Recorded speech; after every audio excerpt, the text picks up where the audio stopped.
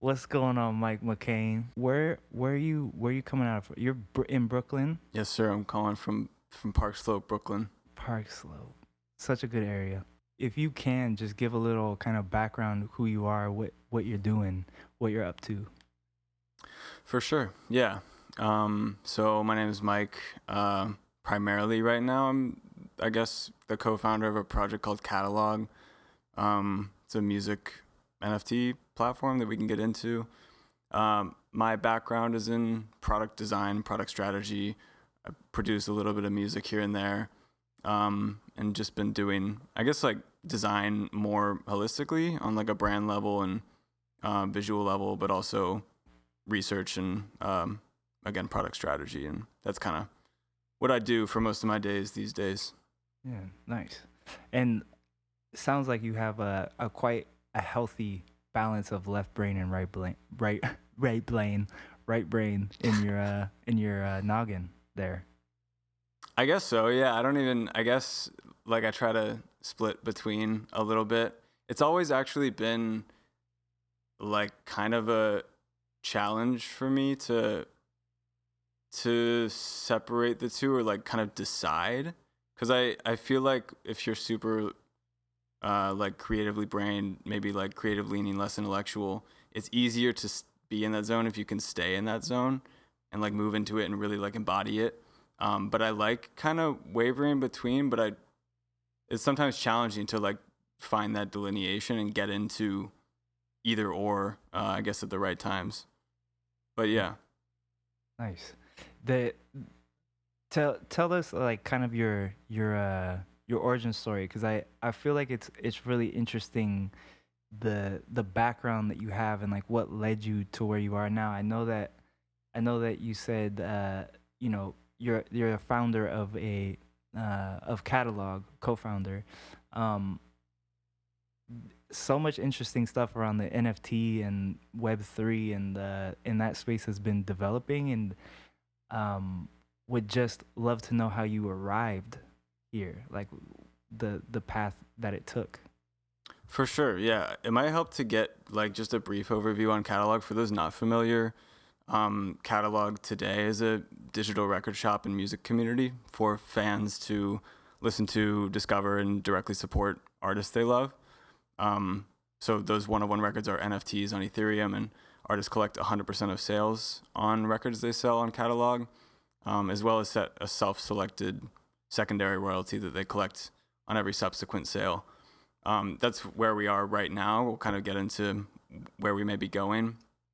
But yeah, as far as my background, so and kind of the origin of the getting to Catalog and the culmination of things that happened to get there. Um, I got into design in college. It wasn't what I studied in school, but I was just really producing music and using SoundCloud a lot and opened Photoshop for the first time when I needed to make cover art for music that I was putting online. And one thing led to another, and I just got really involved in that side of things. But being like super active on SoundCloud back in the day and living with my now co-founder Jeremy and friend, um, there was this like really beautiful time, this era of SoundCloud from like 2012 to 2017, somewhere in there, where for us it was just a flourishing online music community. We met a lot of our like URL friends on SoundCloud back in the day, um, made a lot of connections that led to like musical collaborations and just creative collaborations in general. And all in all, it was just like it felt like a really good time for music for at least some like niche communities, including the ones that we were a part of. And over maybe like the latter end of that time period, um, things sort of took like a different turn on SoundCloud, and there was a sense from the community and from us that SoundCloud wasn't really listening to what people needed, what artists wanted, what listeners wanted, and um, obviously, like due to label pressure, industry pressure, some changes happened on the platform as well, and that's What happened? Like remind me, was it they signed because I remember that transition. That transition, it was really brutal. Like being someone who was a musician, you know, releasing records on SoundCloud, ideas, remixes. There was a huge like halt in like growth, at least, and like from a numbers side. Like I remember posting. I would post stuff just on a whim, and it would get, you know, I wasn't even, the funny part is I wasn't even paying attention to that stuff at the point. Like that wasn't fueling me. But once I noticed it stopping, I was like, oh shit, what's going on here? Um, do you Yeah, remember what happened with them? it's a good question. I think it was like a number of things. Like from what I remember, from my perspective, um, one thing sticks out in that like there was a ton of takedowns. There was a time on SoundCloud where you could just kind of like do anything, and it was really beautiful because it just facilitated like a really great remixing and sampling culture. And this idea that you could, like, friends would put up music and then their friends would like remix that music and put it up the next day, and it might have like a Drake sample or Beyonce sample, and like no one did anything about it. And it was it resulted in a great creative environment where there wasn't really limits. And that, for obvious reasons, like as SoundCloud grew, had to change. Like they didn't really have a choice. And what else happened? I think that there were a There few. was some majors involved, right? It was kind of that. I do remember what you're referring to of like the takedown era, like where it was like music dropping like flies from Yeah. the platform. Yeah. Yeah. And then I think that if I'm remembering correctly, if you had 3 takedowns, your account would get deleted. You would lose Mm. all your followers. Yeah. And on top of that, I think that it might have just reached a, like, kind of its time where like there's only so far you can go on a platform like that where there's no method of monetization. At a certain point as a career musician, you almost have to graduate, and like if you want to make a living doing this, go to the places where that's available to you. Mm-hmm. And all of that.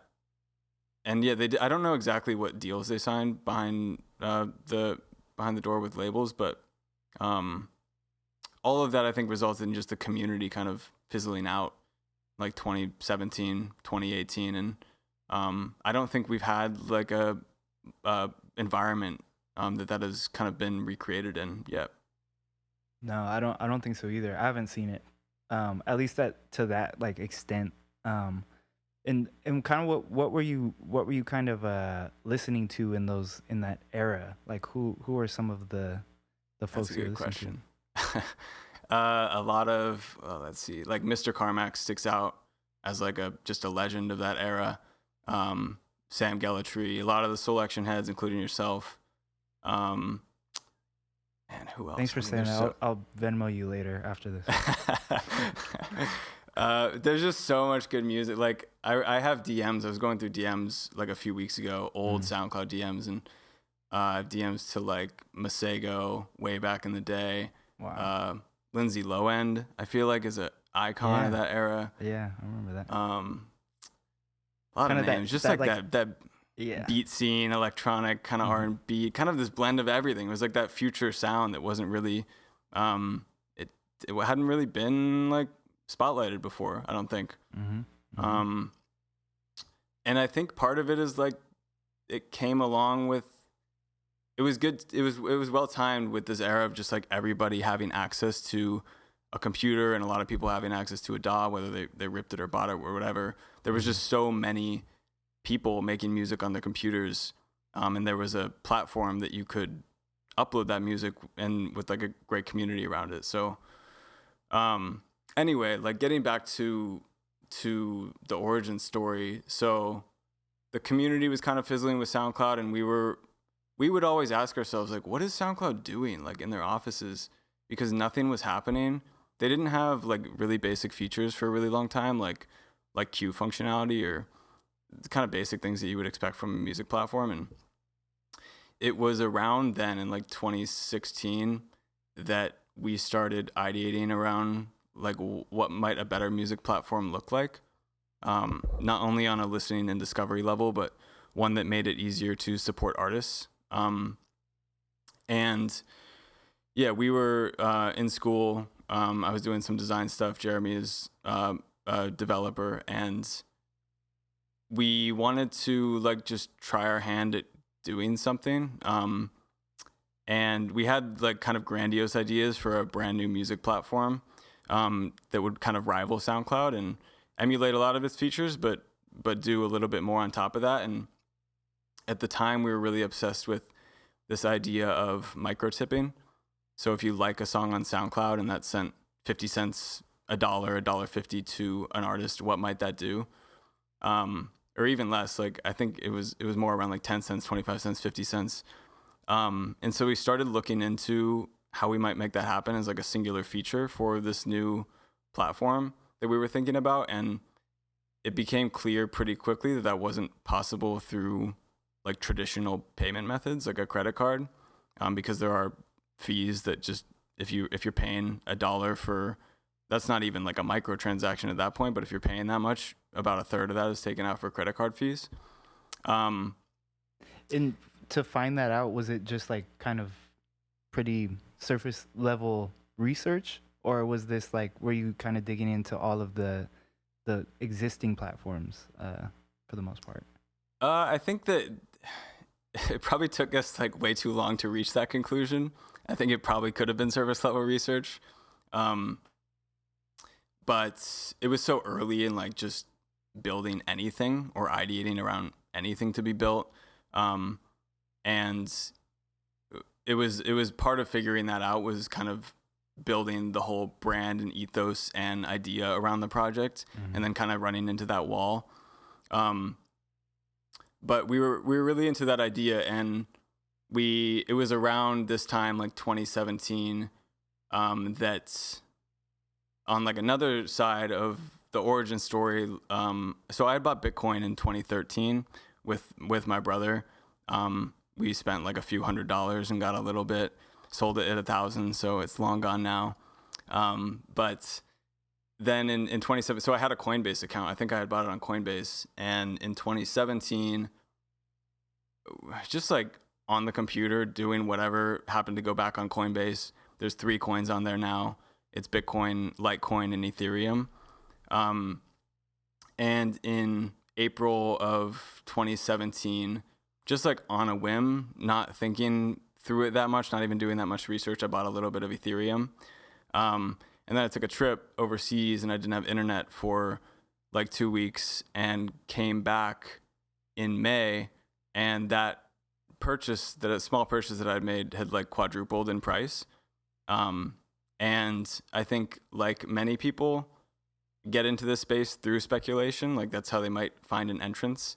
That really opened the door to me to fall down the rabbit hole.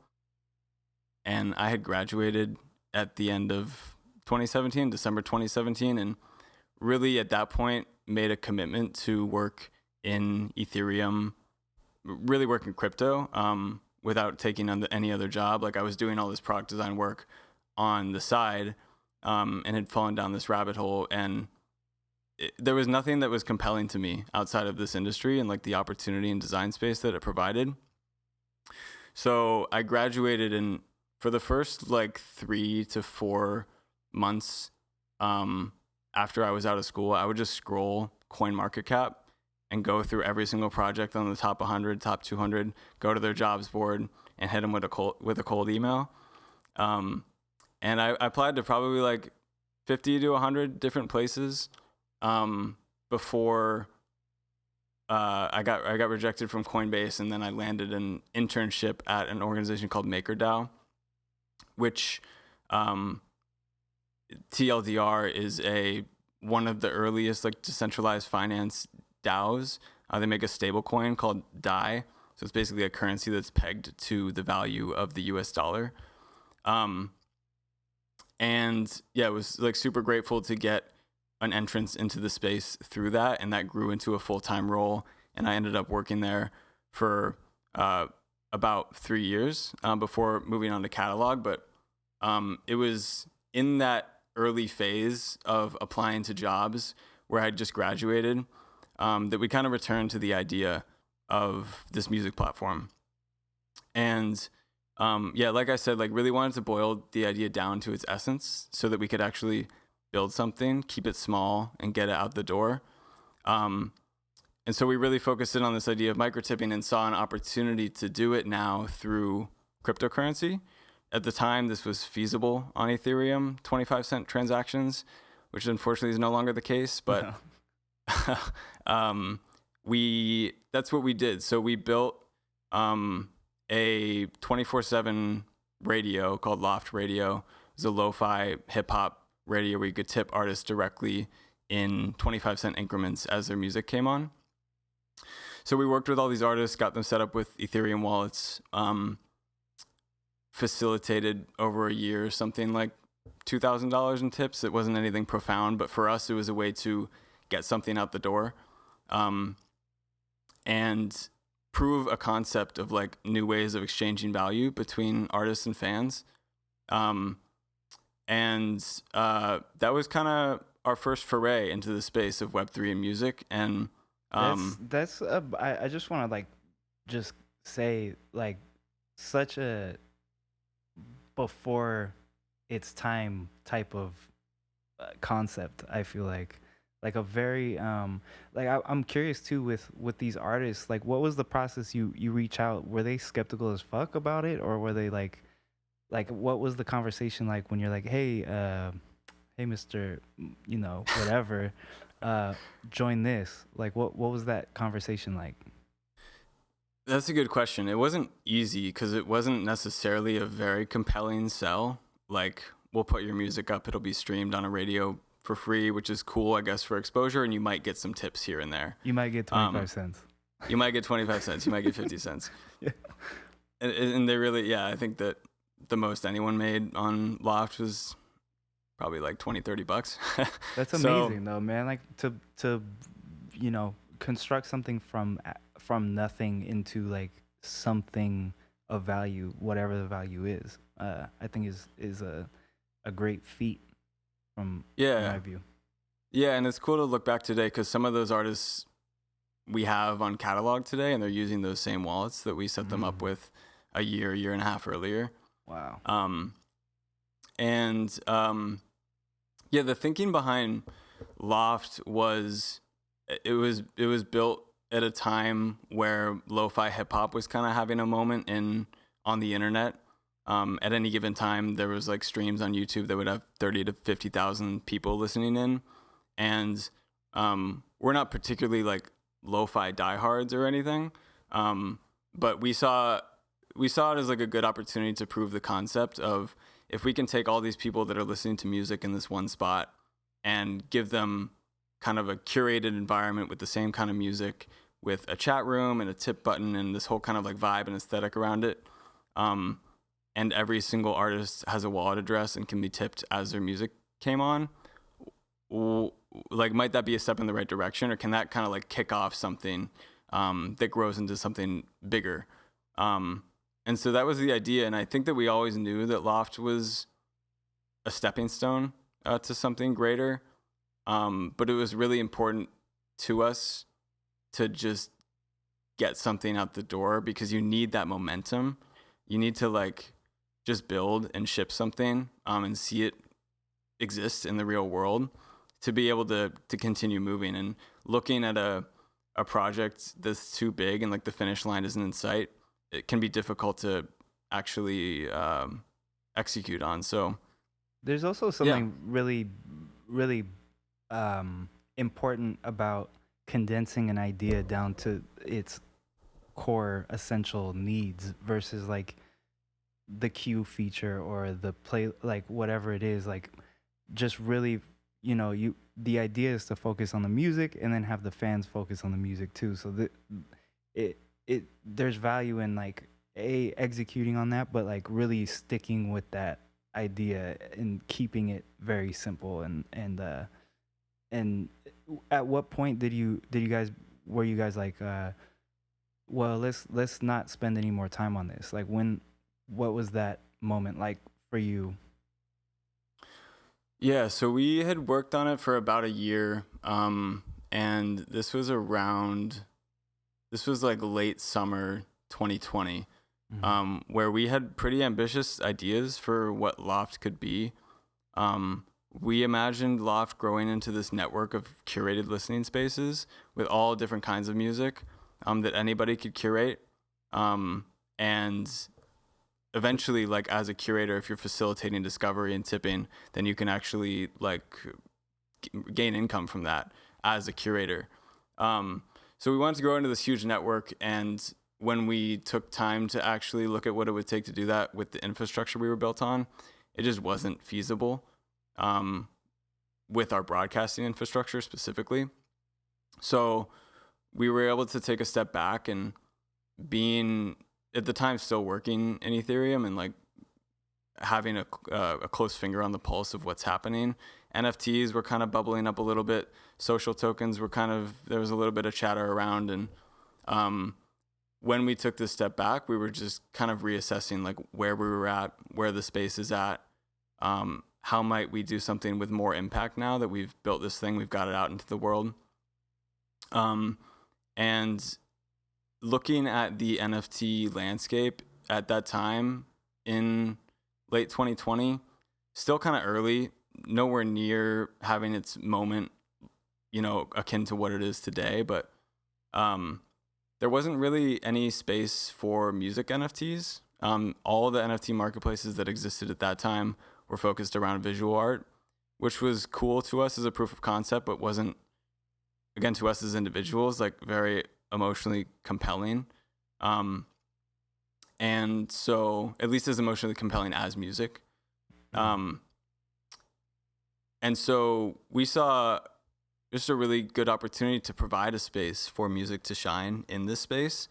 And it really lined up pretty well with what we were already working and thinking about as far as new music platforms and what that could look like.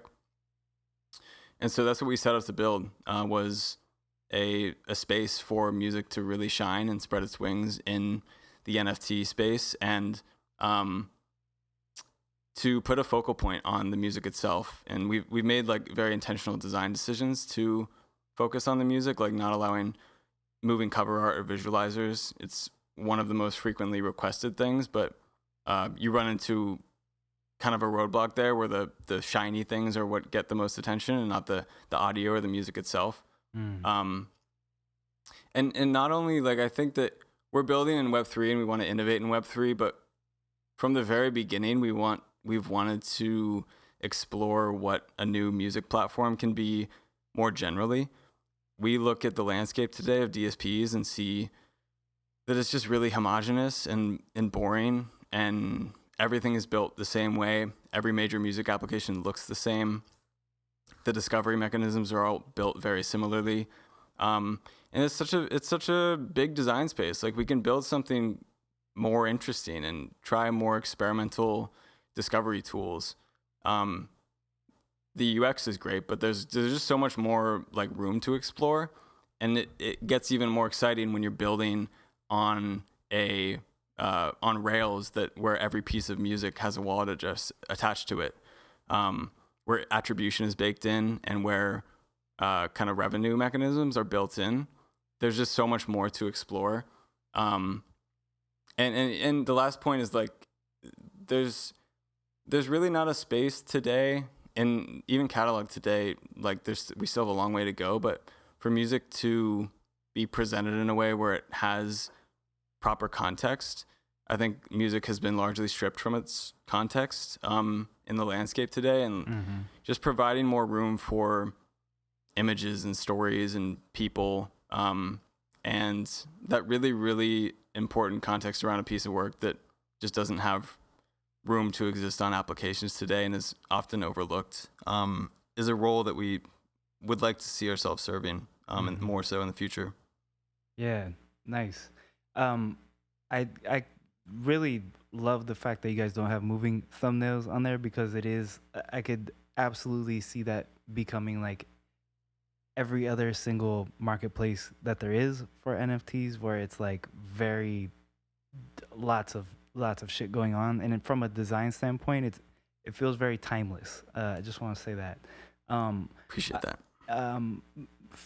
I wanted to also just, like, from your point of view, uh, get your thoughts on the value of music at the moment. Like, what do you think you guys like? What have you seen from the artist's perspective happen for some of these artists? Like some different scenarios. Like I know that Oshi is one name that I see a lot.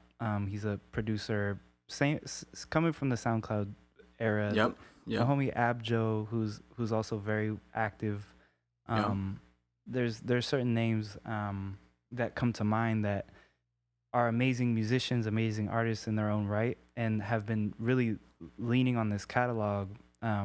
Sorry, on this platform, but on catalog to release music in a new way. And what have you seen, like success wise from these? Yeah. We've seen so like yeah. One like part of why we built catalog is music has been so largely commoditized today and stripped of its value. Um, the the landscape today looks like business models that were created in back rooms with executives kind of thrust upon artist communities without their input and without them having decision making power in what those business models look like, and really just being left with like the crumbs and not that much value on the table. And so we see NFTs and catalog specifically as an opportunity to reframe music as art, explicitly as like these one of one pieces, to, because that's what they are. Like they're just art like anything else. A physical painter paints a painting and they have that one of one original that's valuable, and that is the piece that they created. And that hasn't really been possible to exist in a digital medium before NFTs. So that's like the part of the wider value prop, no pun intended, of what we're trying to do. And we've seen artists succeed, I guess, on catalog in all sorts of different ways. So I guess like one of the more prominent artists on catalog goes by the name of Halik Mall. He's an artist from Barbados and has sold a recent tape of his for, I think it's like 8 records for something like $300,000, $400,000. I'm actually unsure the exact number right now.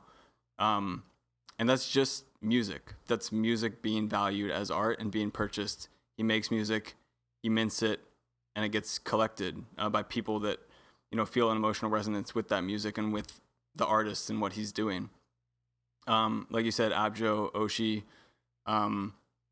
We see some artists mint one record and kind of like take it more slow, and we see other artists that are minting a record a day, pricing it lower, and kind of using these tools in ways that work for them and their communities. And that's kind of what we see our role as, is to provide the tool and provide the spaces and kind of get out of the way. We're very unopinionated in a lot of ways, and the way that we've built catalog, like you said, it's kind of stripped back. We want to allow as much breathing room for the music itself, and for the artists to use these things in the way that makes sense for them. So that's why they set their own, you can upload whenever you want, you can press a record whenever you want, much like SoundCloud or Bandcamp. Artists set their own creator share, anywhere from 0 to 100% to collect on secondary sales. Artists collect 100% of initial sales. If you're not really, if you're listening to this and you're not super familiar on what Mike is saying right now, it's essentially like you can put a percentage of, you can set a percentage yourself. It can be whatever. It can be 0 to 100%. Or I mean, probably not 100%, but essentially, if this record is purchased, then every person that collects this record, you as the artist will receive a percentage, whatever you set that to in that sale, for as long as this record lives. So I think this is like a really,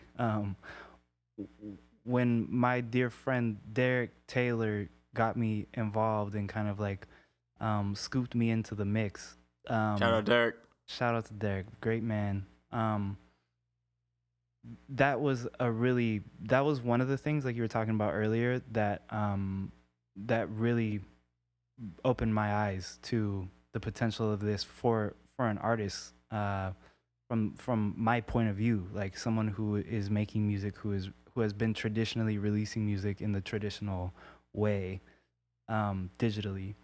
um and like I kind of wish I was kind of, born probably 5 years ago. So by the time I'm my age, this thing will be a monster. But there's also the alternative that, there's government regulation and we don't have this type of era that we're in too. So that is also And a possibility. I think it's also like it's super special to be a part of this space right now. I remember you hit me on Instagram because I hit you earlier in 2021 about catalog, I think, and then you hit me a few months later, like yo, I'm so grateful for this. I feel like I'm so late, and I'm like, no, like you're so early still, and like even in a few years we'll still be early.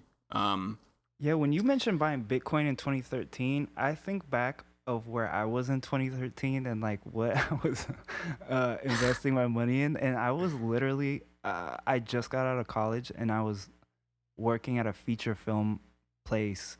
Like not, it sounds really spectacular, but it wasn't. Pretty much like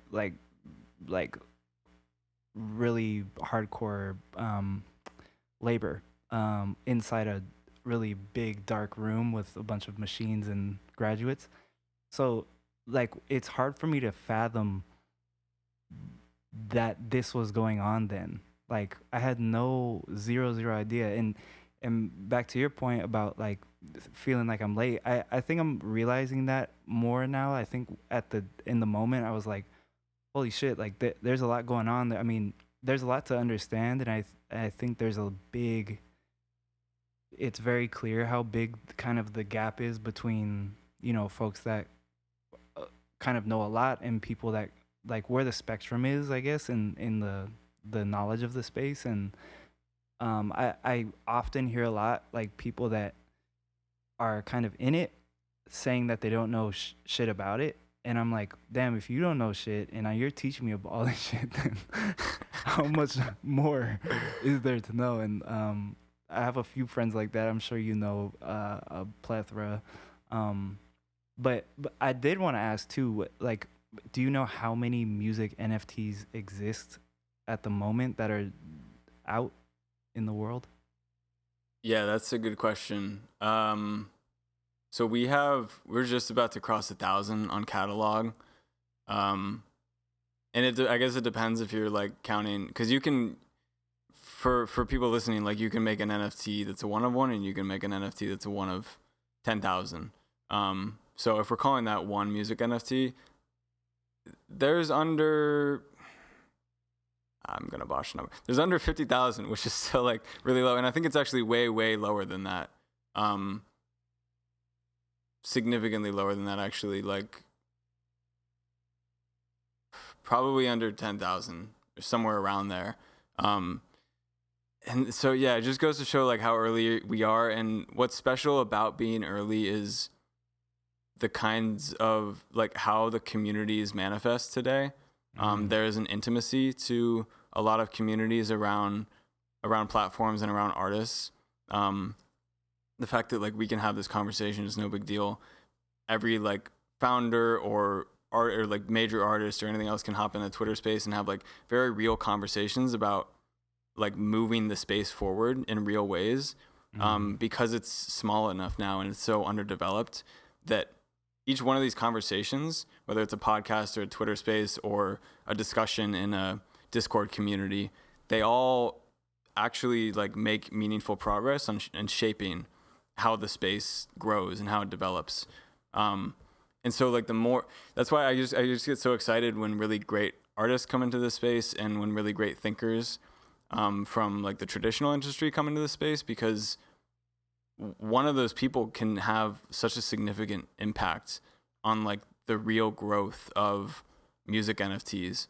And it's just like really powerful to be a part of at this stage, and part of why it's to me like so exciting to wake up every day and work on this is because there's just so much to do, and there's so much individual like agency and shaping power that each participant in the space has. Yeah. I do want to like talk about MakerDAO for a second because I remember you talking about some examples of how, you know, because we often talk about, you know, artists releasing music and then them making lots of money from it, and that kind of narrative and revaluing, you know, the way art is created and appreciated.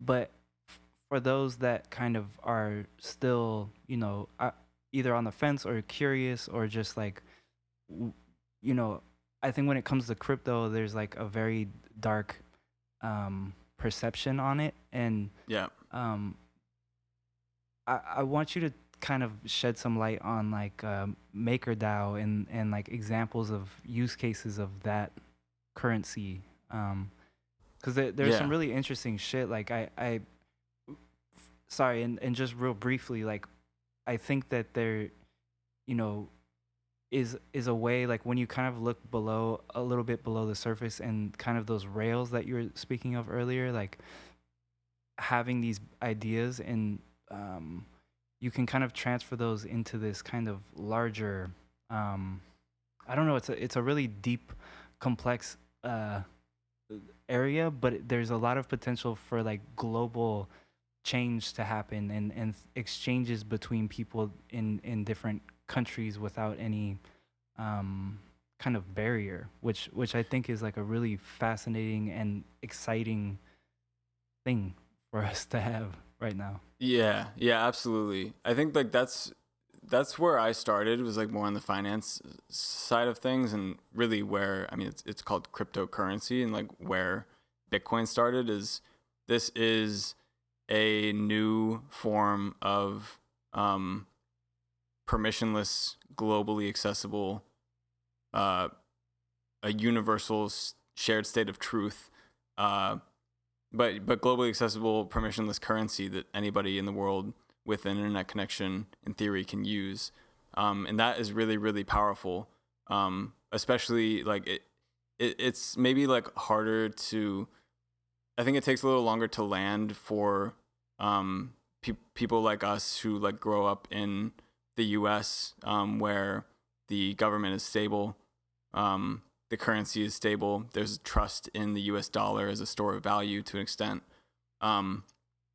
and your bank's not going to lose all your money tomorrow. But for people in countries like Argentina, like the Argentinian peso has lost 90% of its value in the last 5 years. So like people with a bank, and this is in relation to the US dollar, people like lose their entire savings when the government makes mistakes and they devalue your currency, and you no longer can pull it out of a bank, or it just is worthless. People need access to an unbiased, permissionless, non-fiat or non-government tied currency as a hedge against that, and kind of an exit from corrupt governments and failing states, really. And so yeah, like I didn't necessarily buy Bitcoin with like that sort of tenacity and full understanding of that at the time, but in 2017 buying Ethereum, that's what I was really compelled by, is the opportunity to develop like on similar financial rails, permissionless, decentralized, globally accessible currency, develop applications on top of that, and what that could mean for the world, and the good that it could do for the world. I think that you're right, that crypto has a bad brand. Web3, NFTs, all of this has a bad brand. And I think there's a reason that we went from like crypto to Web3 even in the first place, is because of the brand and like trying to find a place where it's kind of just more, it's put in a more positive light. Mm-hmm. I think we'll continue to bounce around for a little while. Mm-hmm, mm-hmm.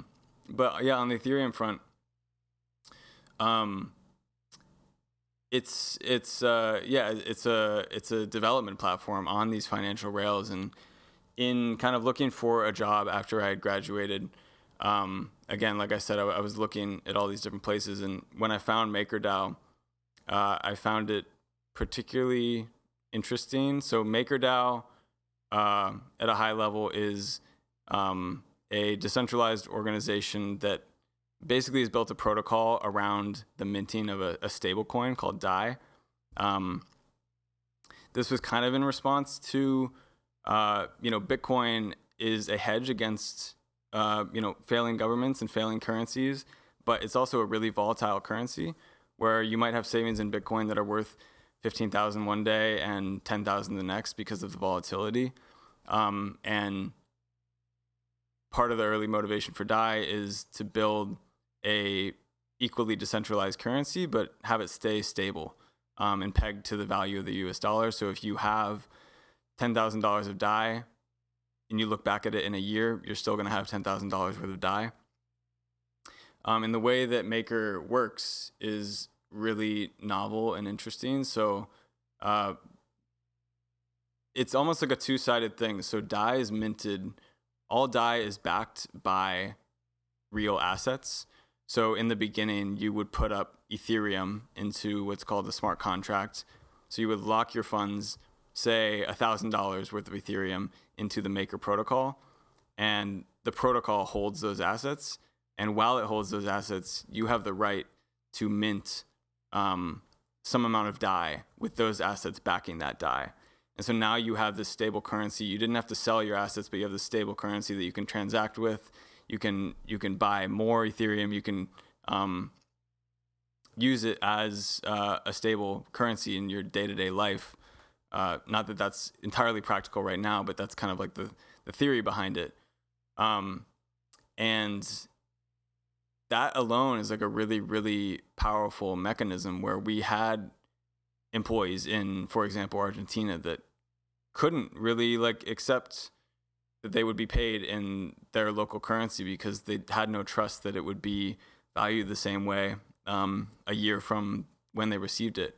And so we had people earning DAI for their salary as a means to exit that system. And Wow. Their fiat currency was as volatile as like crypto, essentially. yeah, and only downwards Mm-hmm. volatility. It wasn't an up and down thing. Whereas Bitcoin generally has moved in a positive direction. Mm-hmm. So yeah, like at the beginning you would just lock Ethereum, and that was the only asset that could back DAI. But after about a year and a half, the transition to multi-collateral DAI happened, where you can lock all sorts of different assets. And right now, kind of a lot of the movements are gearing towards real world assets. So tokens that represent real world assets being locked in the system to generate DAI. And really scaling that system to billions and billions of DAI as like a new kind of global decentralized stablecoin. Crazy. So it's like applications like that, and there's so much more to MakerDAO. It's just like such a fascinating system, all the mechanisms that they have in place, and how it's a miracle that it works. Yeah. Yeah. It's like it really works. It's a miracle of software development. Yeah. I love it. I love like it's really exciting to me because it feels truly like a renaissance that is happening digitally right now, and I never felt like that until there was kind of this till Derek hit me up and it really feels like there's we're for the first time, like, the people are recreating a world that they want to be in, and like these and it's coming from like very brilliant people, and it's coming from people from more traditional backgrounds, more industry backgrounds. I think there's so many. It feels like a big sandbox that these ideas can finally like thrive in, which is really cool. Uh, Yeah, yeah. yeah, and it was like it was cool to be around from those early stages because it was so finance oriented for the Hmm. longest time. And for me, like I was talking about at the very beginning, like I've always wavered between, do I want to do music full time and like really lean into just being an artist, or do I want to build things? And I was always wavering between these two things. And in in Ethereum and in crypto, I saw such a special design space, but it was so financially oriented. And it's been really cool to watch the transition of the space from 100% finance to almost that side of the space being eclipsed by art and culture, and the kinds of people that like I feel like I, you know, thrive best around, and the space that I really want to operate in, like this music as a medium in this space, and using that specific design space to kind of explore the possibilities. Um, and I think that what will happen, what's bound to happen, is like we had DeFi, decentralized finance, in the beginning, and then we had NFTs and have their moment and continue to have their moment. And I think that we'll start to see and are starting to see those two worlds coming together.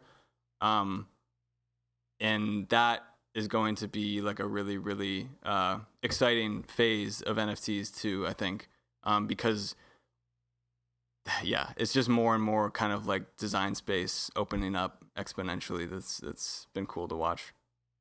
I really shout out to Selection too for releasing that, because you guys, I'm gonna mention Sound, which is a a separate project in the music NFT space, but Yep. they released a really cool concept, and I really feel like a very, you know, inspiring thing where they released a radio show with a collection of, shoot, I forget how many tracks, but 18, I think, maybe.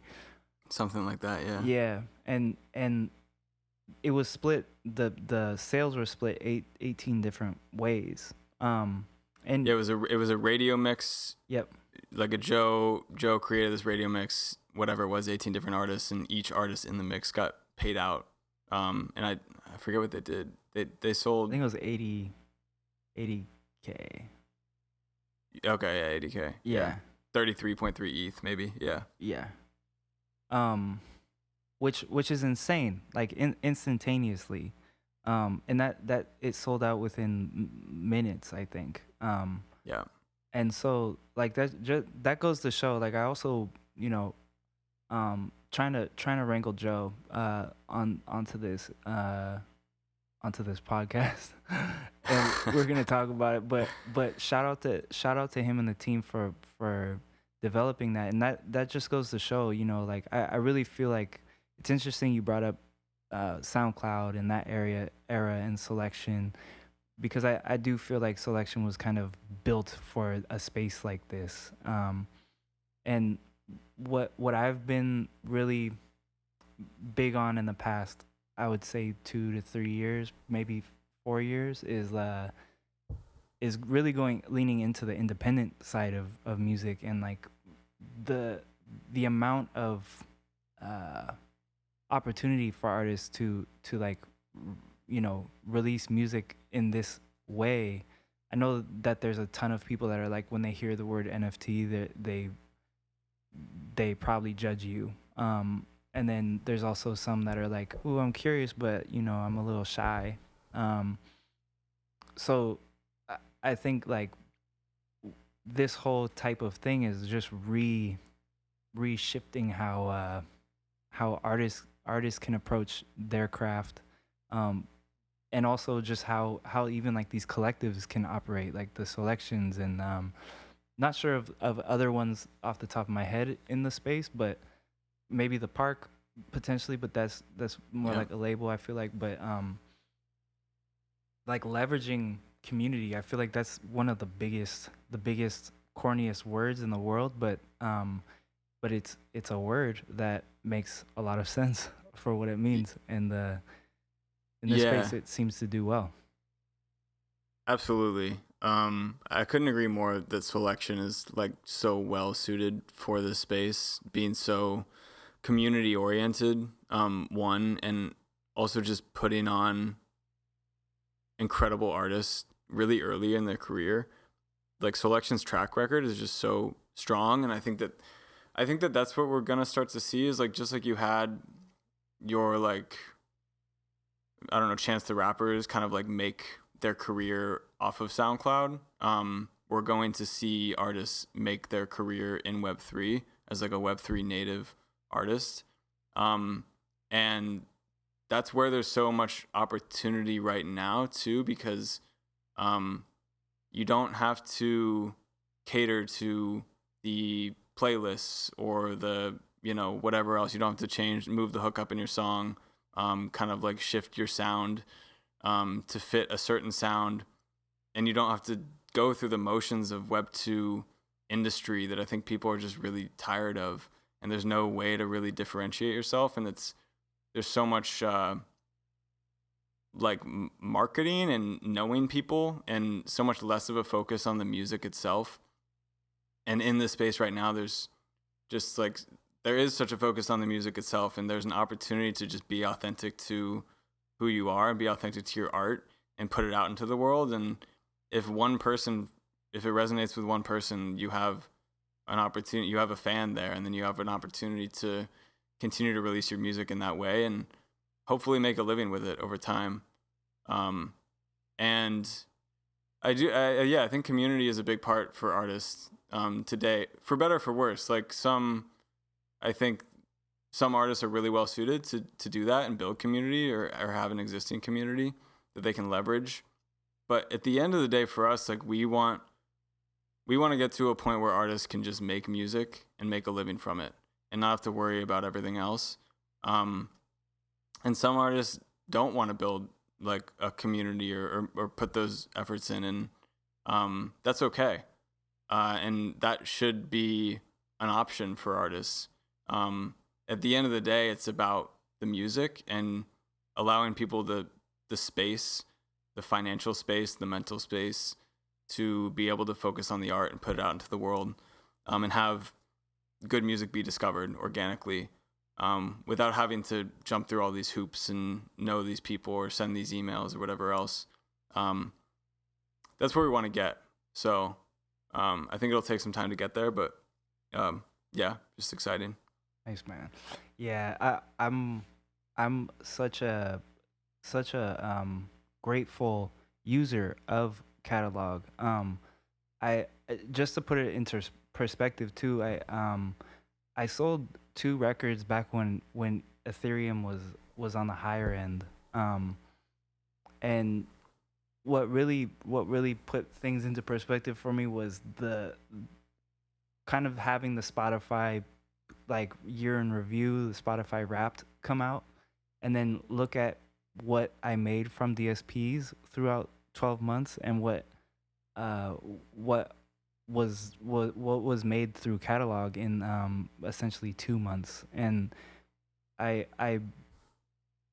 gained more revenue from selling two songs through catalog um than I did from an entire year of Spotify streams. And I would even say I think even more than other platforms too, if you want to add on to it. So it goes to show like it's a insane new way of approaching this how artists release music.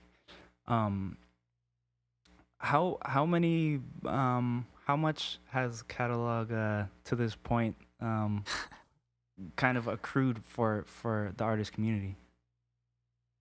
Yeah, so we're approaching 2.5 million, just under $2.5 million in sales directly to independent artists. And yeah, like you said, comparing this to Spotify, the average sale price we see for a particular record is around $3,700, which is just under a million streams on Spotify. And that is like I think special to us. where we've gotten so far, and it's, I think, to some degree of a proof of a concept. Obviously feel we have like such a long way to go, and this space is going to look very different from how it looks now in a year from now, in 2 years, in 5 years, even more so. But yeah, the idea that the average record on catalog, from one person finding that emotionally resonant and collecting it, is equivalent to 1 million streams is, I mean, maybe more a sign of like the failing business models of streaming today, but it's special to see. I just want to also just, if in case you Mike haven't thought of this, which I just think is really fascinating. I'm just very inspired. Is like the first proof of concept loft. You said in the microtransaction world, was responsible for $2,000, roughly, and then your second proof of concept, 2.5 million. So I just want you to think about that real quick, and congrats to the team too. That's also behind this, because I think,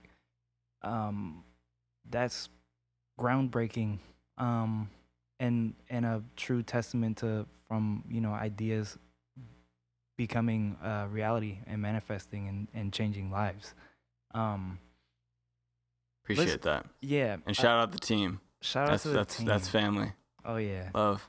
I do want to dive into the team, but when while we're on this, like, are you guys getting hit up by industry labels and people that are like, hey, we like what you're doing, we want to kind of take some of it?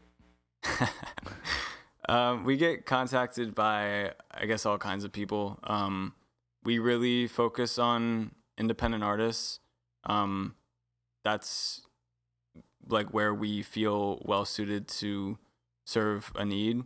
And what's interesting is that, like, it lines up with how we were even able to operate, because a lot of these, if a major is contacting us, or an artist that's signed to a major label, we don't even really have the option of working with them right now, because it's very hard to, the traditional industry and the contracts involved in some of those deals just don't really line up with the way that we operate. And so our thing is, like, if you want to come to us and work within the frameworks and the tools that we have, we're happy to have that conversation, but we're not like aiming to bridge the gap here, or mesh with the traditional industry. Well, that's gotta hurt their feelings. That has to hurt their feelings. Yeah, I mean, we're indifferent about it. It's like, we're doing something new here. This is an entirely new ecosystem, and for a lot of the artists on catalog, it's an exit from a broken, old, worn out system that just doesn't really work. So yeah, we get contacted sometimes, but pretty early on, it's usually easy to tell if, like, this is even feasible or not.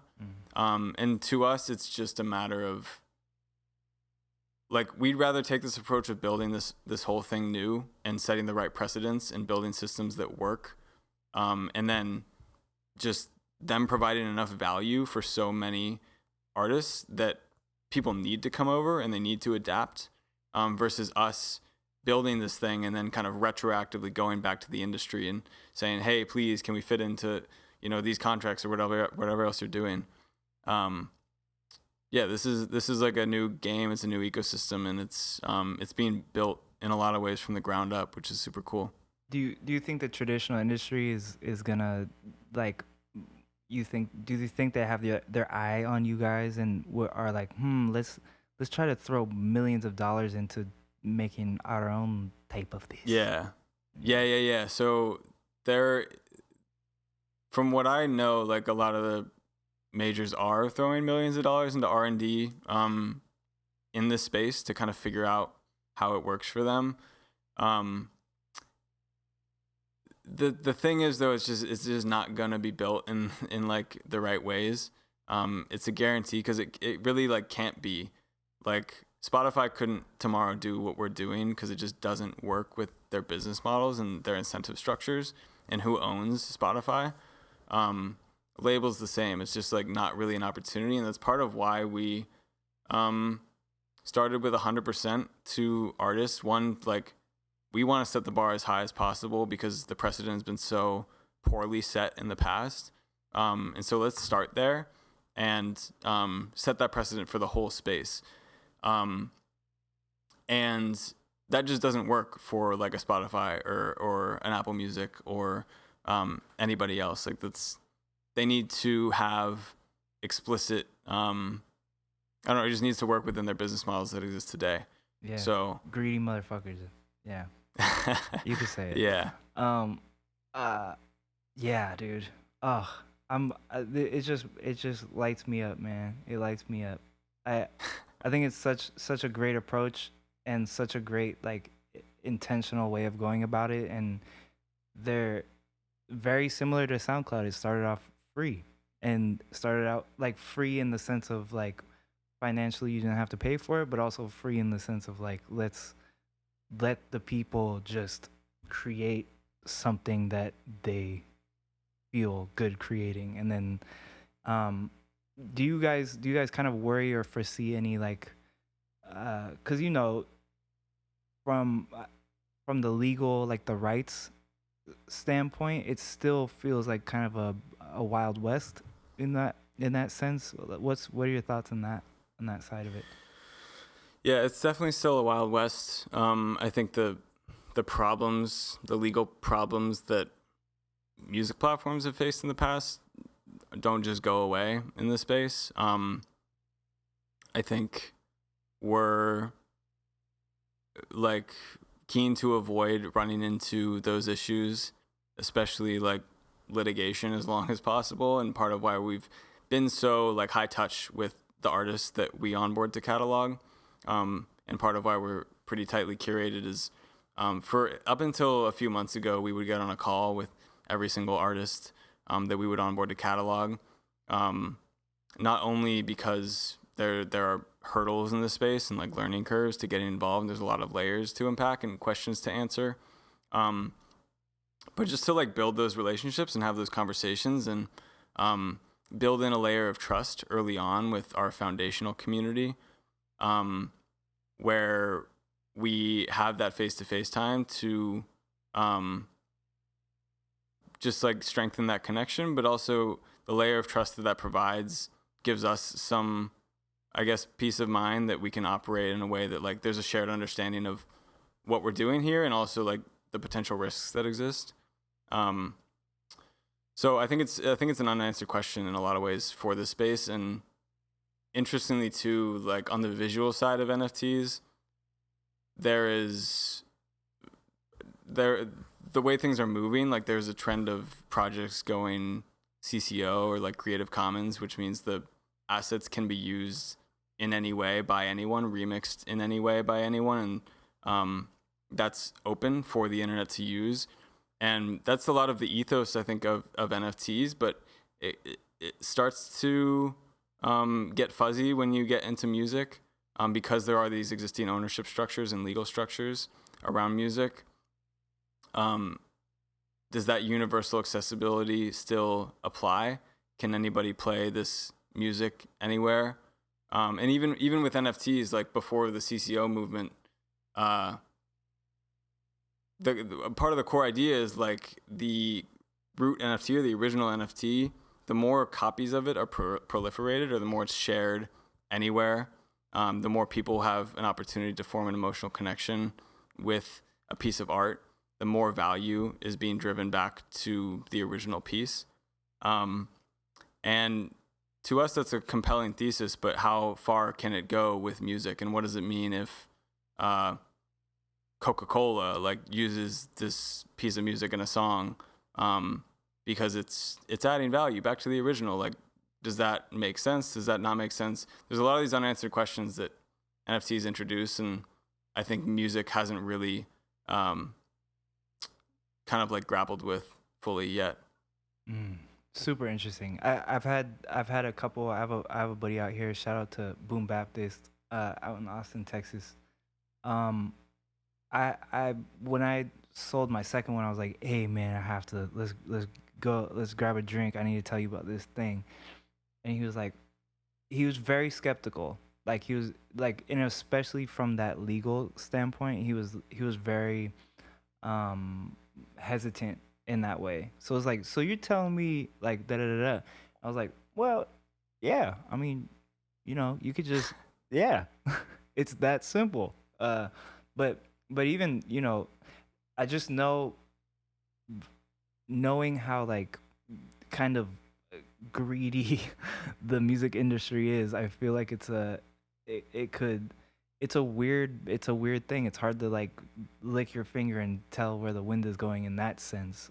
From the value sense, it's a very clear direction, but from that perspective, it's a little like, it could kind of shift. And that was a good point. It's a valid thing to, for someone to be hesitant with, but um it's not how I look at it. It's also like, it's something like that I feel like is worth diving into head first, knowing that there's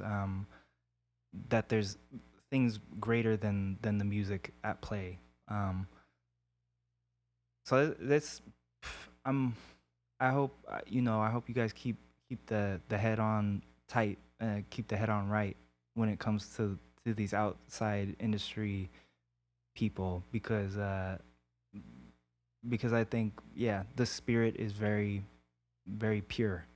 Um, and that has to be kind of like a balance for you guys to have that trust, that kind of handshake trust, with some of the artists that you bring on and work with, and are intimate with in that way. Um, and I'm curious. So you guys don't take any cut of any of the records or any of the uh, transactions. So how That's right. how are you, guys, uh, making any money? Yeah, it's a good question. So we don't make money at the moment.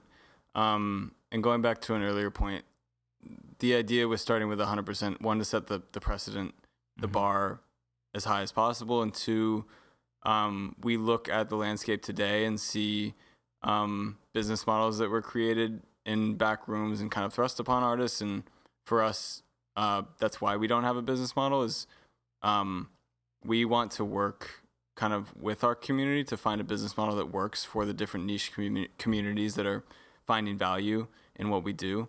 Um, and so that can look like a number of things. I think to this day it's still undetermined. Um, but yeah, the important piece is that like we just don't want to. We have a responsibility, I guess, as like a key player in this ecosystem to build things in a way that is, I guess, more democratic than things have been built in the past. And there are only so many platforms, and platforms in many ways like are really influential in the precedents that they set. And so we're just like treading lightly on that front. And there's a lot of directions we may go. I think like catalog does need to be sustainable at a certain point, if we want it to continue to exist. But yeah, I'm still undetermined what that looks like. How big is the team at the moment? So we're nine. We're nine now, Dang, as of today. nines. Oh, as Yeah, of today. Congrats to the new person. as of yesterday, Oh, actually. Yeah. yesterday. Okay, okay. Yes. Nice. Congrats, new person. Um, that's awesome. Um, I think yeah, I think I know who that person is. Um, which is very exciting, very very exciting. Very. Yeah. Um, I'm wondering, maybe to kind of to switch the gears a little bit, because we kind of touched on the fiat currency and that stuff, but given global events, it's also an interesting time, and I'd love to kind of get your perspective on this. Like, a few weeks back when we initially discussed the Canada thing was happening, and the freezing of bank accounts, and that was regardless of where you stand on whole situation, I think it's really important to look at how it went down, and how easily that was kind of like, you say this and then we can do this, and then now you don't have any money. um I think it's a really important thing for us to grasp, uh and partly because that can happen to any kind of party that is standing anywhere in any type of political or non-political kind of stance. And it also is a reminder that we're pretty much technically using crypto right now with our every. I don't have cash on me all the time ever. I use a little card that I tap onto things occasionally. I never see my money, so that's also something interesting. But also with the Ukraine thing happening at the moment, there's I'm sure there's Russians that are super against what's happening, and also regardless of where you stand on all of this, I think again it's important to observe just a step back and just seeing how things governments can switch their stance like in a matter of days and weeks. Um, what's your take on like the importance of first of all like government uh, intrusion in that way or control, and then secondly like why the crypto and this type of currency is also something that is more valuable than just like buying art. Yeah. Um, yeah. So I think like the last, what has it been? 2 years since the Yeah, pandemic yeah, have shown us how drastically the world can change in a very short amount of time. Um, we've seen, yeah, like the thing in Canada we were talking about a few weeks ago. We've seen the war in Ukraine, and just like the world is really, really volatile right now. And even in the U.S., like the inflation rate is up to like 8% or something crazy like that, which effectively means if you have uh, you're losing 8% of your money every year if you keep it in savings in U.S. dollars. Um, and we're seeing, yeah, like governments in around the world flailing in a lot of ways, and a lot of tension, and kind of like this global bubbling in a way. And in yeah, even in the last like week or two in Russia, you see, at least I've seen online, like videos of people in long lines to withdraw their money from banks, because they're not gonna have access to those funds in like a matter of hours or a matter of days. Um, and it all, like, so much of what's happening just points to the importance of an unbiased, permissionless, globally accessible uh, currency or network, whether that's like Bitcoin or Ethereum, um, or DAI, um, to hedge against what's happening all around the world. And I think that, yeah, we're seeing like the man take shape and manifest in really ugly ways. And uh, yeah, it's all just like, to me, I look at it as a catalyst for people to realize like I guess the freedom in, I mean, it sounds like, No, it's well said. I love it. I love it. yeah, the freedom in what like these alternative systems can provide for people. Um, yeah, we're really seeing it, I guess, be realized faster than faster than I think anyone expected. Totally. It's a real odd thing to be like, you know, um, to hear politicians talk about it so negatively for the most part, and then seeing a huge arena being called the crypto arena. It's like there's this weird play happening where they're kind of preparing people for its adoption, uh like legitimate adoption across the, you know, across the population, but also at the same time like kind of fighting against it. So like it seems to me like similar, you know, to like a cigarette or like a monopoly type of thing where they're like they're gonna you know talk shit about it and make people deter people from it to give them time to fully kind of have regulation and oversight over it, you know. So it's like this kind of like one like a looking at one hand while the other hand's doing something else to me. And I'm gonna call it. Dang, what day is it here? What time? March 10th, 2022. So I have a strong feeling within the next I don't know year that there's gonna be some hardcore kind of shift again in this space that uh I think to your point, I do think like when you start to corner something beautiful, it kind of allows it to thrive even and flourish more into something that I don't think that can be controlled in a certain way. So I hope that's I mean, I kind of said it's going to be controlled and then it's going to turn into something beautiful, but I don't know. Maybe that's the prediction there. Well, yeah, I Um, think it ties back because a few weeks ago we were talking about kind of like unrelated, but on a similar tangent, like Ethereum in culture almost having analogs to uh, skateboarding, mm, of like it's almost like this rebel culture that right. a lot of people dislike, and for a certain crowd of people as like a really bad brand. And there was pressure against that community, but really like if you're in that community, it's like the skateboarding community is so beautiful. And you go to skate parks and you're like best friends with the 12-year-old and the 50-year-old, Yeah. and you're all like chopping it up together.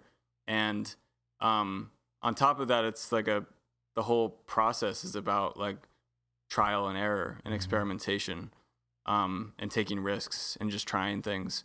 And there's so many analogs in that way to the experimentation that's happening in Ethereum and just trying things. And the more like skateboarding to me is like thriving today. When we were kids, it was like there was a lot of it was hard to like even find a skate park, at least for me, within like 5 miles. Now I didn't even skate as a kid, but I'm like I skate a little bit, but I'm like super like I guess I was just like I have a sense of what that community is like because I've been around it, um, Mm-hmm. and it's cool to see those analogs. Yeah. Yeah. No, that's right. I think that is a great comparison. It does feel like punk rocky, skateboardy, but just um a computer screen version, like a deep web version. Um, I wanted to talk about too because I think it's so fascinating how you and your brother just have this crazy synergy around music, and I don't know if it's in your blood. I don't know what it is. If you guys like whatever it is, but like kind of tell me like your how you and your brother Jack's paths have crossed, weaved in and out over the years. Yeah. And So maybe even like introduce your brother too, like who he is. I know I did at the top, but maybe talk a little more like for those for who are sure. unaware. Yeah. My brother's Jack. He's a music photographer. He does a lot of portraiture. Um, I guess would lean like more heavily in the hip hop and R&B scenes generally, but kind of everywhere. Um, and I think like an artist and designer, um, through and through. So yeah, I mean we've always been close, and it's cool to be working on what we're working on now because him being like super deep in music and specifically in scenes that like I think we share a lot of the same music tastes. Um, and so in working on catalog, like there's been a lot of full circle moments, I think, on both ends, where he'll be in a room chopping it up with whoever he's, I don't know, hanging out with or shooting with, and catalog will just come up in conversation, and like, oh yeah, it's my brother. Like, uh, it's just great, and it's not even him mentioning it; it just comes up. And then for me, like, there's a lot of those moments too where I was talking to a few months ago Mars Today is working like kind of closely with Selection on their Web3 stuff, and that was the first time we had met. And Mars lived in the apartment. I think he lived in the apartment that my brother lived in, like subletted through my brother. And the fact that we're even having this conversation now, like, it's a lot of overlap in different communities, and it's been cool.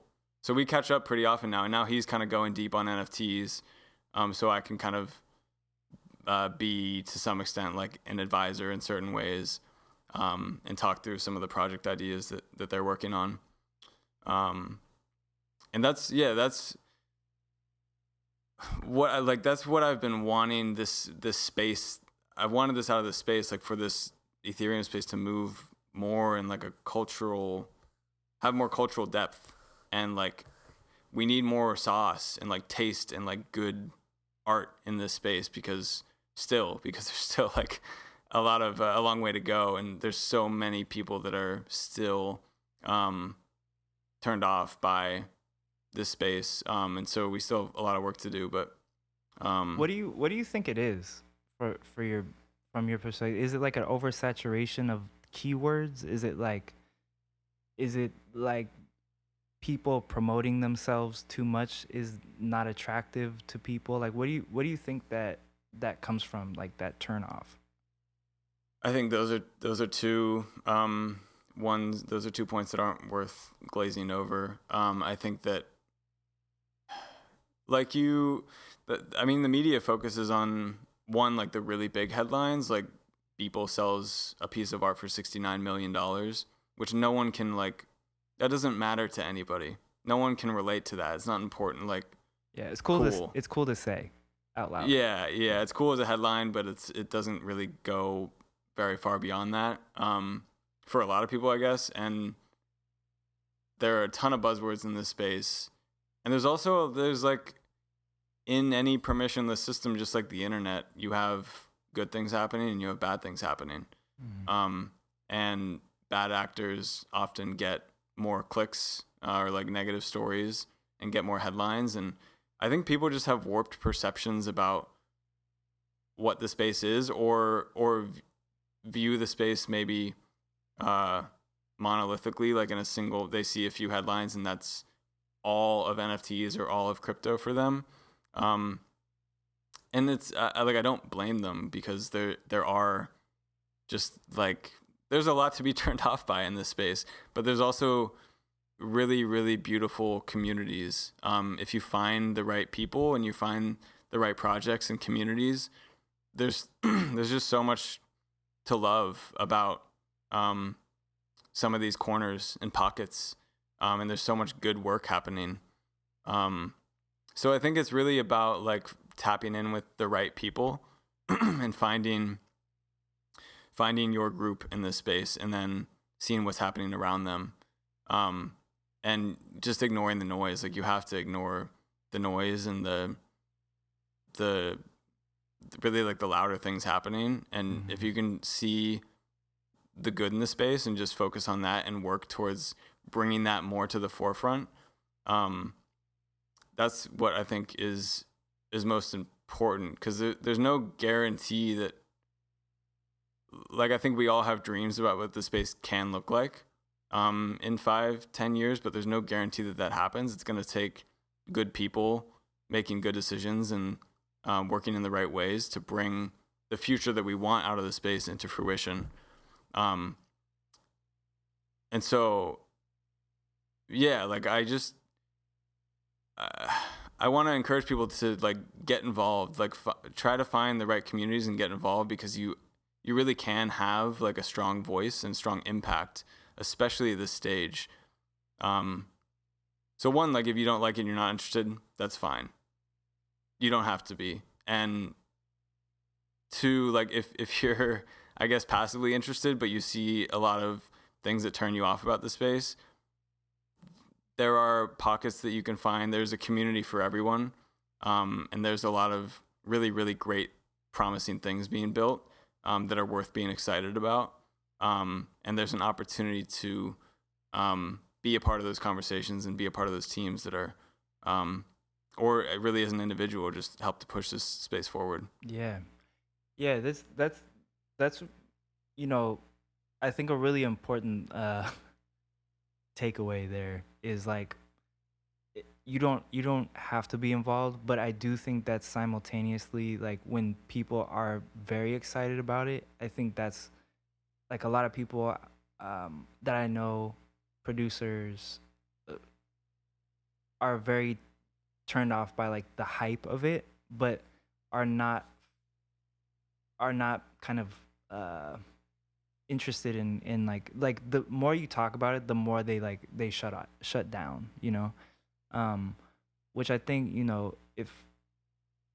if you were to be that person, like when a platform came around that kind of could change how you perceive things, and and you just kind of shut down around it.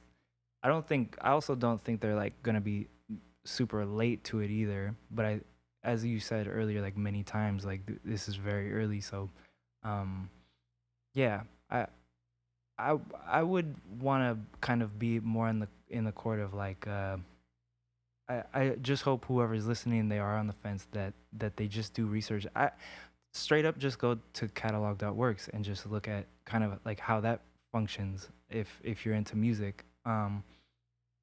I think from you, like what you said on the a little earlier, is like the art side is for sure saturated, and there's definitely uh less intention there from my perspective. Like I think a lot of those projects are like, you'll see, the things getting minted like thousands at a time with variations. I don't even know what they're called. Are they collections or It's a lot of the like 10K PFP profile picture projects. yeah, Yeah. exactly. So like I see a lot of those, and like there are some that are so like just so corny, and they're made as ads now. So it's like there's definitely folks kind of going into this with like, I'm gonna try to get fucking rich right now. But then there's, you just have to dig. I feel like it's really like a digging type of community, and you like unfortunately have to kind of put the energy into like searching, just like you would in a record store, or you know that same level of like effort. um it's cool because catalog kind of, it just has it presents it to you. Do you guys look at the other type of projects like sound, um or any kind of audience like those, as like kind of competitors, or like is there more like a camaraderie, or like a, do you guys talk with each other in a communicate in certain ways? So we have from the very beginning. I think when we came into the space, we were one of the earliest music NFT platforms. And since we launched in March of 2021, there's been a growth in the platform ecosystem and the artists that are involved, and the amount of music, and kind of just the uh, sentiment around music NFTs in general. From the very beginning, we have been super intentional about encouraging a culture of collaboration. So like, yeah, we're close with the people, the guys at Sound. Mint Songs is another great platform. Song Camp is like a Web3 music collective, who we're super close with. And really like, yeah, I mean, there's Nina is another great one on Solana. I want to shout out everyone, Ampled, Arpeggi. I'm missing some, but yeah, like I think that it's super important that we are not being like competitive with each other, especially at these stages where we're still so small. Like Sound has had under 100 releases. We've had under 1,000 releases. Um, if we start to like think of ourselves as competitors, we're we're we're like fighting in a small pond when there's an entire ocean that we kind of need to even get to first. Um, I would even argue like small sperm in like a little tiny little driplet, yes, because it is like that new. Like it's very yes, fresh. It's very fresh and it's fertile too. it If we is. want to keep Yeah, going no, on. that's exactly right. Yeah, like if we haven't gotten anywhere yet, so like let's do this together. We're all fighting the same fight here. And I think that like that's not an opinion exclusive to us. Like I think that everybody in the space, we're really grateful for like who is in this space right now, um, because everybody is like, maybe not everybody. Like I think there's a niche of projects, particularly on Ethereum, outside of Nina and Solana, um, that just are like more in touch and more in tune with like the real communities that exist here, and the grassroots artists that have been around for a minute minting music NFTs before platforms even existed, and then the artists that have come in more recently but are really like embracing this space in a real way, and building communities in it. And there are communities around each platform, I think, to an extent, but there's also kind of this wider Web3 music community that's been emerging that is really cool to see. And like one example of, I guess, these efforts towards collaboration is we're throwing an event with Sound in Austin, at South by in I think next week. Yeah. And yeah, like we're close with all these people, and it's just cool to see more of the design space be explored, because everyone's still doing different things. Like Catalog, we do one of ones, Sound does editions, Mint Songs does editions, but they're also on Polygon, so it's cheaper. And there's so much more. There's so much experimentation to happen. Like we don't. We need it all to happen. Like we need to push on every edge and every boundary and every wall to find out what things work for what artists and what communities, and how can we maximize the potential of this space, to really grow it into something special. So So, that's our point of view, and I think something that's shared ecosystem wide. We're super grateful for. yeah. It's a really unique and I feel like a very valuable kind of approach, and something that, as at least as Americans, we're so kind of pushed in a direction of competition and taking over and maximizing and like profiteering and all these kind of words that like are like me related and not like us related. And it's so funny because we're the country like that we're founded on is like freedom, but then we're also like internally are just trying to dominate the other person or the other idea. And Amazon buying this company to then bolster up, like, to what end are is that going to work? Like that's not, the road is going to lead to some type of collapse or corruption, or it's inevitable. But I think with this mindset, it's something that, like, I feel like is also a very new, um really special thing that does stem, I would say, from love, um like at the kernel of it, um and to work in a space where there's this united passion towards expanding, um this, whatever this collective kind of vision is, but going at it in unison versus like trying to dip, like drown the other ones to try to swim to the top. It's strange, and it's Yeah, nice that this exists. Yeah. yeah. I think it's manifesting in different ways. Like there's the project collaboration level, which is great, and then there's this idea that has emerged in this space of the quote unquote ownership economy, where platforms, the thesis is like platforms should be owned by the people, the users that are contributing value to those platforms. And so like, for example, when you post an image to Instagram or you post an image to Facebook, all of those images together from millions of people, or all that content from people, that's propping up the value of these organizations and building. Like Instagram only exists because of all these people all around the world that upload photos to their platform. That's how they make their money. But the people that provide the content see none of the return from it. They see none of the value. And so this idea of the ownership economy is those people should be owners in the platforms that they're contributing value to, not only in financial upside, but in decision-making power for how those platforms evolve. And so the long term with Catalog is we're moving in the direction of a community-owned platform over time. And that's exactly what that means, is the artists, the listeners, the collectors that are finding value in what we've built and contributing to its growth, get to actually share in that and help the project evolve over time. God, that is, that is beautiful.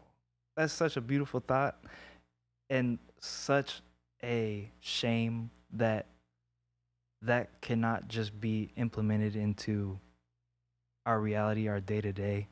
Like, just the thought of like how you think of any kind of giant tech platform and how little say, little ownership, like how much we don't receive anything from using this.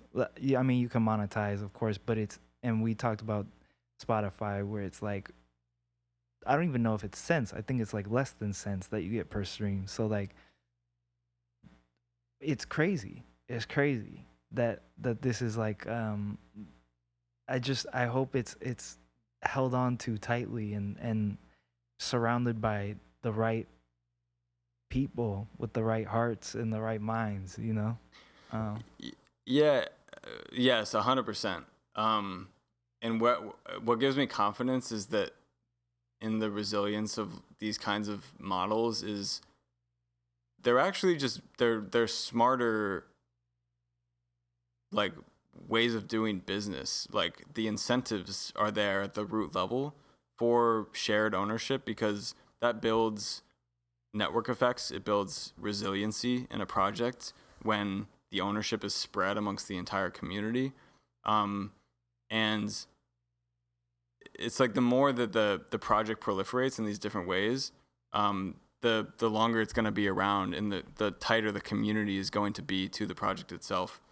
And you see that too on like the protocol level, like people sharing each other's work, really, because a lot of the work happening in the space that isn't like platform based, that's more protocol based, is all open source. And the idea is for everybody to, like, the incentive of these protocols is for people to adopt it and use it in their own applications. Mm-hmm. So Catalog, for example, is built on a protocol that we didn't build called the Zora protocol. That's how we like facilitate transactions on Catalog. And Sound, for example, just integrated the thing they did with selection, splitting those funds amongst the artists in the mix.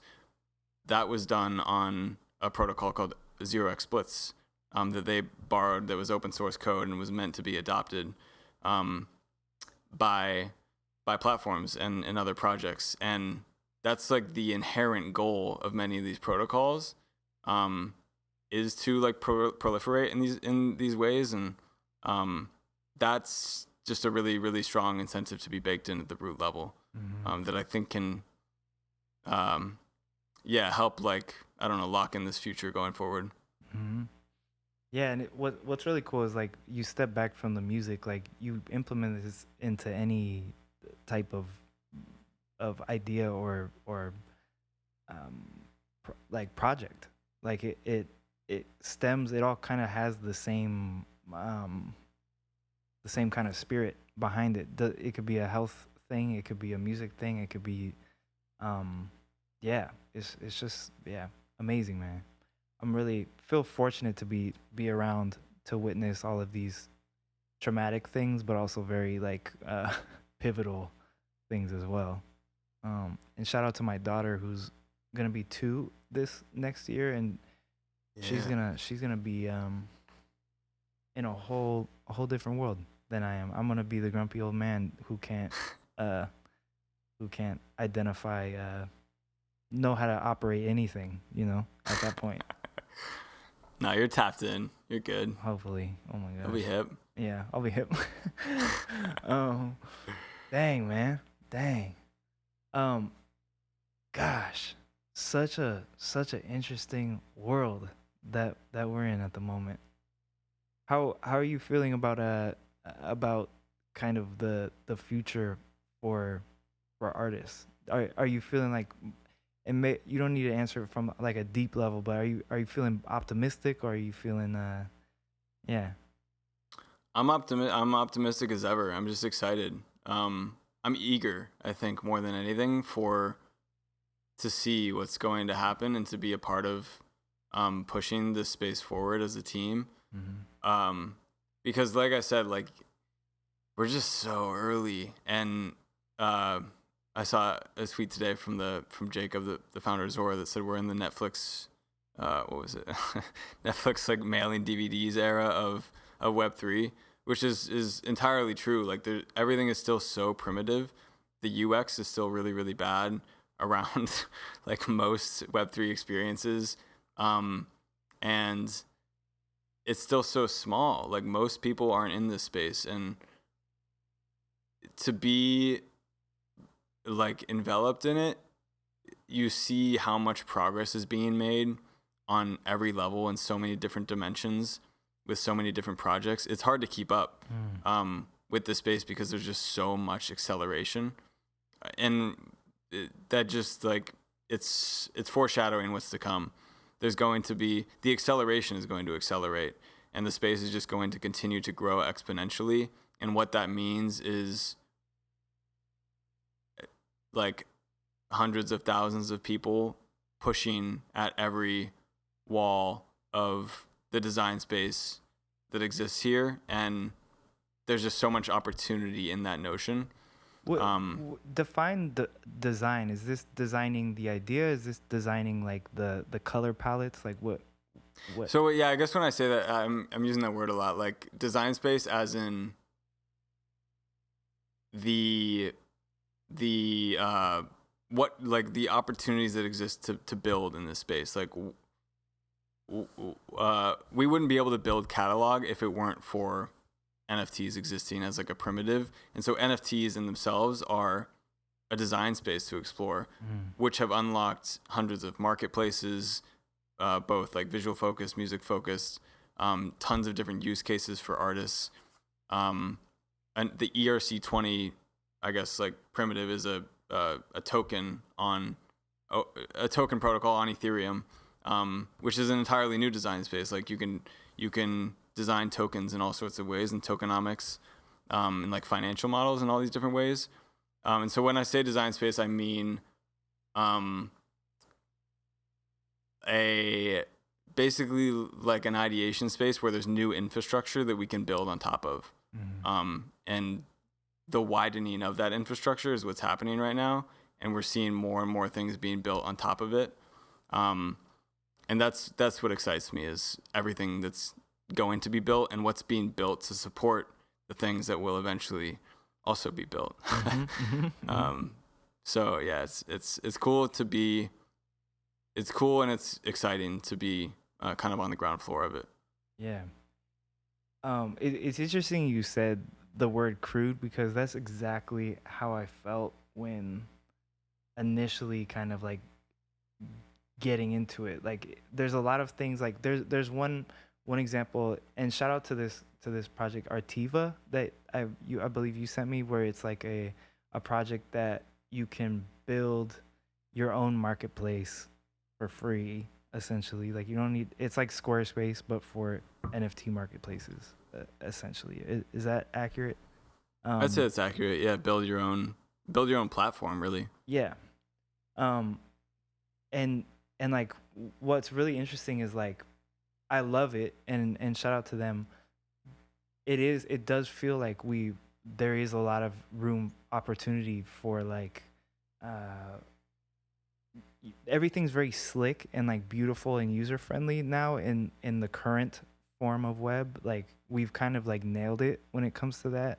Obviously we can keep improving whatever, but I think at least in the web 3 and this particular space, I think there is still like catching up. Like there's a level of like um these pieces that are like that make a ton of sense are being implemented into it that are might not be as beautiful or like user friendly as what we're used to, but where that is going has a longer has a crazier future. I would say. Um, Yeah, definitely. And I think it's once you kind of dive into the space and use certain applications, you can look past um mm-hmm. the obstacles or like the bad UX that exists, Mm-hmm. because there is a magic in some of the things that you can do in this space. Pressing a catalog record being one example, the fact that you can just upload music and instantly have like a monetization model around it that is tied directly to you and no one else is in between there. That's powerful. I think using an application like Uniswap, which is a uh, not to get too into the weeds, but like a decentralized exchange protocol where you can exchange tokens with anybody kind of directly, which it's not an exchange that's facilitating an order book, but you're actually like um, exchanging directly with another human being. I guess at like the fundamental level there. And when you go through some of these experiences that can't exist in a Web2 ecosystem, like they need crypto to even work, Mm-hmm. there's a magic in experiencing them. And you kind of, it's easy to get sucked in once you have a few of those magic moments. Yeah, totally. Man, um, wow, Mike, so good, so good to talk to you, man. Um, it's always been uh, uh, a feeling of just utter inspiration when I talk to the McCains, and I will forever be grateful for you too. Uh, is there anybody that you want to? I guess this is something that might be helpful for people that are on the fence. Are there anybody? Is there anybody that's out there that you would recommend diving into to kind of scratch the itch a little bit? Yes, definitely. And I appreciate you too. Love you, bro. And this is a good conversation. But yeah, so I specifically in music, like there's a lot of communities that if you're interested in the space are worth taking a look at. And there really is a community for everybody. So if what I list off isn't your cup of tea, like it's out there and everybody's very welcoming and inviting. But in the music space alone, like come to the catalog Discord. There's a lot of just great discussion, great energy happening there. In terms of music Web3 projects, mentioned a few, but Song Camp is incredible. They have weekly calls every Monday. Just hop in and like listen in and see what people are up to. It's a good energy there. Mint Songs, Nina Market, Sound, Ampled, Arpeggi, all great projects. I'm so sorry if I forgot you. What about like what about people Yeah. human beings like Yes. So like a lot of the space lives on Twitter. Most of the space lives on Twitter. Some accounts that I would follow if you're interested in, particularly in music and Web3. Sherry Hugh, researcher and journalist, and built an organization called Water and Music. Matt Dryhurst and Holly Herndon, just incredible people and artists and thinkers in this space. Who else? Matthew Chaim, started Song Camp. Yeah, start there. I mean, there's a lot. I know I'm forgetting. I have so many. There's so many good people in this space. But just tap into like some of these people and tap into some of these conversations that are happening, and you'll inevitably find your people in this space, in your communities. And like I said, I think everybody in this space, at least that I'm around, like wants more good people in this space, and there's an opportunity at every avenue to be involved. Whatever you do, like technical, non-technical, whatever, like there's room for you. And yeah, it's worth getting involved because it's exciting to be around. Yeah, that's also like I think from your standpoint too. Like I I I'm coming from, I've always had some type of 9 to 5 situation going on, and and I know that with the growth like you're talking about and the acceleration of this, then I'm gonna see a we're probably gonna see a lot of these like traditional jobs being moving over to the Web3 space. Um, what are you kind of seeing like in terms of like, is it developers? Is it like what's a common occupation or trade or a specialty that you're seeing a lot of in this? Definitely developers. I think community managers are emerging as like a really, really important role in this space. This idea of like shared ownership and platforms, and going a step beyond that, like DAOs, decentralized organizations, where they're built up from organically, just from a community. Those being like kind of a facilitator for that community and helping it grow in the right ways, I think is really important in this space. But really everything, like designers, we need more designers in this space. Absolutely. Marketers, people, like relationship builders, writers, like storytellers. Feels like Everything. like a Burning Man powwow. It's like we need more riders in the desert. It's big enough to like compare to. It's almost like asking like, what does the internet need? Because this is kind of like a whole new internet in a way. That's great. Yeah, there's room for really everybody. Oh, that was a great comparison. Yeah, you're right. That's very accurate. Mike, good to see you, man. Thank you for sharing your knowledge, your expertise. Very very excited to see where catalog goes and what's around the corner for you guys. Like I truly think that this is a moment in time for music and for artists, and you guys are kind of at the precipice. I don't even know if I said that word in the correct way, but I said it and I mean it. And yeah, thank you guys for what you do. Thank you and the catalog team and all of the other contributors in the Web3 music space and elsewhere. Thank you. God bless you, man. God bless. Talk soon.